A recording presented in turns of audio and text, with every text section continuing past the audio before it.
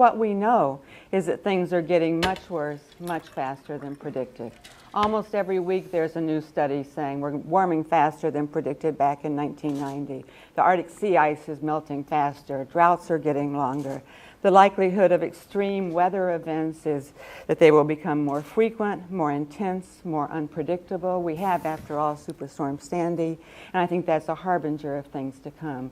It's difficult to predict exactly what will happen. I just read an article yesterday suggesting that the warming of the Arctic ice may actually be proceeding in a series of trigger points or major decreases and not a gradual linear process. Something catastrophic could happen, and it is happening now with the rise of sea levels and the relocation of communities from habitats, for example, in Alaska that have become uninhabitable because of the melting of permafrost and other things. In terms of what President Obama can do to take this on, I would urge him to make climate change mitigation efforts a priority. I don't think the world can reduce carbon emissions enough without the leadership of the U.S. I don't see that happening, and certainly there are political costs of getting legislation through, but there are things he can do with his executive authority that might demonstrate to the world and to America that he's taking this issue seriously.